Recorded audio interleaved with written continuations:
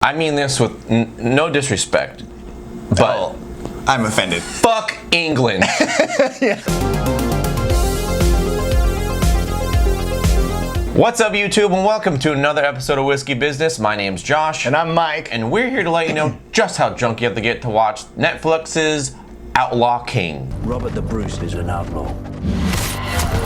Any man or woman who would give shelter to him or his ranks is to be executed without trial. Outlaw King is Netflix's flopping their dick out on the table. Get ready, movie theaters, you're done. Exactly. Basically takes place immediately after Braveheart. Chris Pine is a king.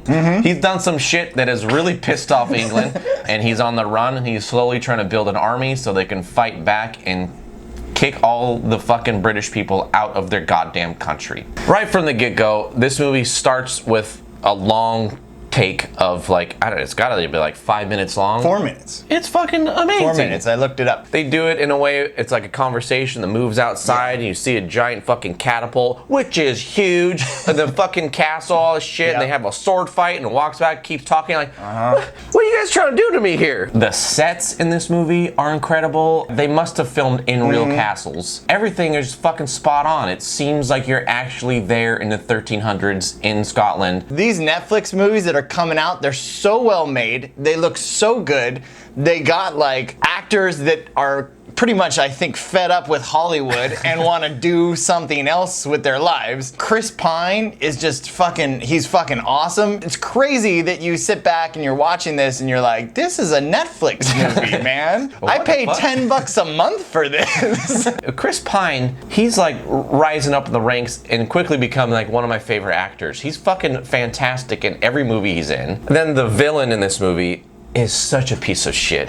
Huge piece of shit. The biggest piece of shit. A huge piece of shit with the worst haircut I've ever seen. I felt the way about this villain that I felt about Joaquin Phoenix in The Gladiator. And I love how there's a scene of them getting ready for this big battle. Chris Pine's army is like sitting back, they're having a barbecue, and they're like talking about stories about being honorable. And the British guy is like basically like a frat party. He's like slamming beer cans. Like, I hope you fucking die hard. Every British person in this movie, I fucking hated so much. They do so much terrible shit to these people, just randomly raping people and murdering kids, and just, oh my god, you guys need to fucking die. Chris Pine, get over there and start chopping heads off, because these guys are pieces of shit. You know, we might have British viewers. I'm just saying. Well, if you're British and you're alive in the 1300s, fuck yourself. First of all, you're a vampire. Any of you immortals out there. I'm sure you guys are fine now, but back then, fuck off. Max level hatred. 100% hatred for England during this movie. Like, although it was shot incredibly well, although the actors were just amazing, I felt like the beginning of the movie was really rushed. All of a sudden, it was like names of characters that were killed off, and there was a huge uproar. Got it, nailed it. And you didn't quite really understand, like, well, wait a second, this is a huge uproar because of why? Like, that's because you've never seen Braveheart. The what?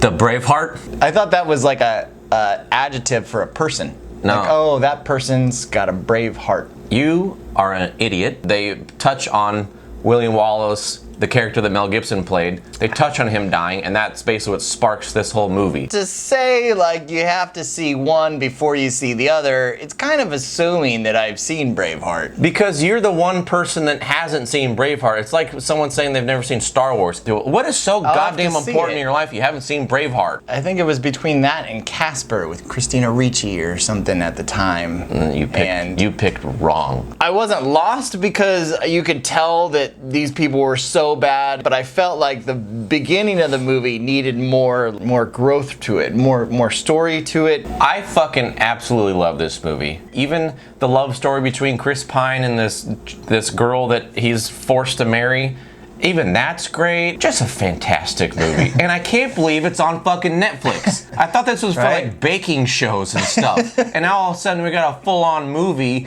that could have been in the movie theaters. All I wore when I watched this movie was socks.